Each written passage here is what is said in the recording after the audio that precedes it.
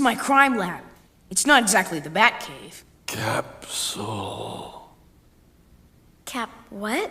Some series come to occupy an important status in a character's history or development. They leave a mark on the cultural landscape. Flawed is leaving a lasting impact that has shaped the character and how people perceive them. We're talking about Batman the Animated Series. The series has certainly earned its status. It introduced concepts and characters that have stayed with the Dark Knight, as well as launched an entire animated universe that introduced many to certain characters for the first time. It's quite common when faced with a series like Batman TAS to come across assertions as to what is the best episode, what are the greatest ones. La crème de la crème. Time of recording, the series recently celebrated its 30th anniversary, so there was a lot of that about. But it made me ponder a different question. I'm well aware of which episodes in general people deem to be the best, as well as my own personal favorites. But what about the worst? That's not an avenue that's overly mined when it comes to this series, so I will take the road less traveled. I set out to see if there was a consensus as to what the worst episode of this series was, and after some searching, I may have found it. Or rather, I found what some seem to feel it is. And that episode is I've Got Batman in My Basement. This one rose to the top not just because it always found itself on worst of lists, both official and subjective and personal. It usually ranked high in the top 3, sometimes number 1, but it rarely dropped out of the top 10. But it's also there because the production staff and one of the series creators, Bruce Timm, deemed it the worst episode, least favorite of the actual production crew. But at the same time, it also has some staunch defenders who will say, nay, this was one of the best episodes. Everyone is wrong. With a pedigree like that, I had to re-examine this episode. I wanted to see just what made it so hated and so loved, and discuss it. I'm Sasha, this is Casually Comics, and let's take a look at I've Got Batman in My Basement. And let's see where we land on it. I've Got Batman in My Basement is an episode from the first season of Batman TAS. Its original air date was September 20th, 1992. It was the 13th episode in the production order, but 20th in the air date order. It's also the first episode to feature the Penguin, and that's part of where the hurdles began. This Batman series sought to reimagine characters, but in a specific way. Usually not by radically altering them, except where necessary, but by seeing how they could bring out some core traits. But with some of the characters, they were a bit of blank slates. They didn't have a lot going on, and those are the ones where they had more room to play around and see what they could do with it. So that's where you got some of the more radical alterations from, like with Mr. Freeze. And in cases like the Penguin, it also meant that they did have a fair bit of free reign. He was a bird-themed villain, he had umbrellas, and he stole bird-themed items. And sometimes he had pet birds. So they were banding about different ways to depict him, such as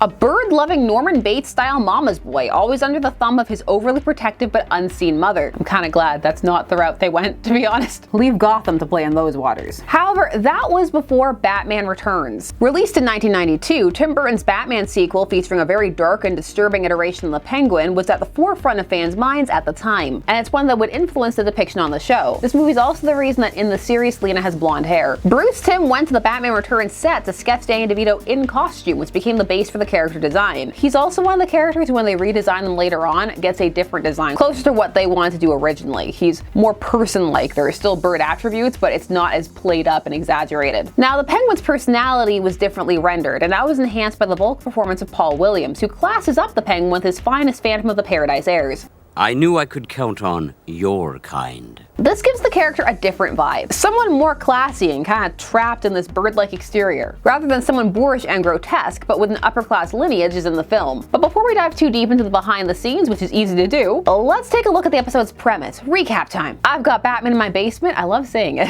It's an episode wherein some young children end up being caught up in a battle between the Penguin and Batman over a Fabergé egg. The episode opens on a robbery of a Fabergé egg by the Penguin's henchman, which is attempted to be stopped by Batman. We then transition to the kids in the neighborhood who end up getting involved. After witnessing the ensuing fight against Batman, in which he saves the two, he is incapacitated by a gas pellet from Penguin's umbrella. Stunned, he staggers out to be rescued by the frazzled children. Batman's in trouble. Come on.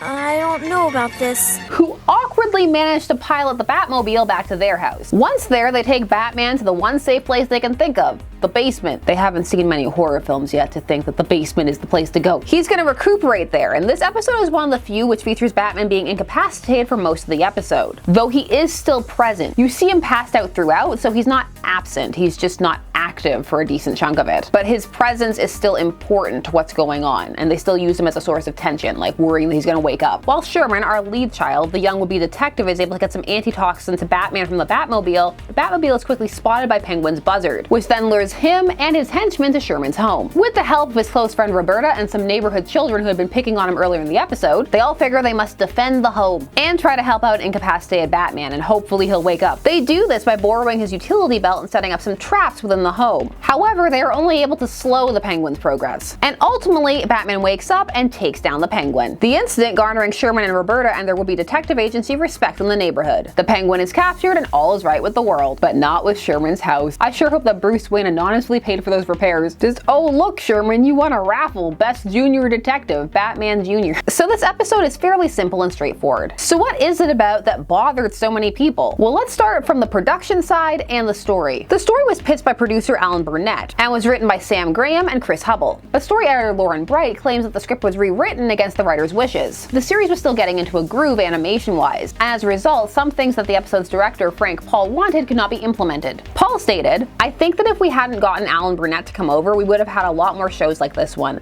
I had to get rid of most of those boards and start from scratch. It was very time-consuming. Our schedule was so tight that small things got by." One of the things that he's talking about specifically is there's a scene where Batman is holding a screwdriver and he really didn't want that, but there just wasn't time to change it. So from a behind-the-scenes perspective, there was a lot of frustration surrounding this episode. Things that weren't going right, things that were upsetting members of the production crew, and all of that gets wrapped up with their recollections of this episode. For when they watch it over, it's not just watching the episode, but also remembering all of these things that happened, all the different ideas that potentially were had that didn't end up making it on screen. Add the frustration of it not being what the team wanted when they had a clear vision, it's understandable the perspective. It's a different experience than say just being a fan and watching the episode. And the fact that the general perception is that it's not a great episode doesn't help either. Now that is if they even rewatched the episode, because some members of staff don't like doing that. Bruce Timm stated, "I can't even watch that show. It's the epitome of what we don't want to do with Batman. Strangely enough, kids like it. The script came in and it was terrible. Normally I tell the director to do what he can to make it interesting, and nobody could figure out a way to make it interesting. The storyboard artists didn't care, and it shows." There's something very amusing about a quote that acknowledges that kids enjoyed this outing when it was ostensibly aimed at kids, but then also berating the episode for being atrocious. Now this attitude of a boring, awful episode is carried through by those who placed on lists. So what is it that they say about it? Well, the crux of the criticism comes from the concept that, as Tim states, this episode is betraying the tone of this new animated series. That it is condescending and talks down to its audience, and that it features annoying kid characters, and that it's a Home Alone ripoff. But going through the episode, are those claims justified? While the show does feature young characters, they're not portrayed as precocious, or constantly right, or hyper-competent. They're also not shown as being better than Batman, nor despite him being unconscious do they take the spotlight away from him. Farewell,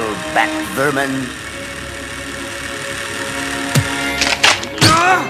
Batman! Sherman is a bit of a know-it-all, but that's not played as a positive trait. It's played as something that's a bit annoying about him. He's a bit awkward. The kids' curiosity about what's going on, which leads them to the Penguin, is natural. It's a strange, atypical bird in the neighborhood. They're not really doing much, and their whole thing is that they like to solve mysteries, so why not follow it? They stay out of the initial fight and listen to Batman and are deferential and respectful to him. They're shown to be frightened of the Penguin and his goons, and manage to operate the Batmobile through trial and error. We gotta get out of here. What am I doing?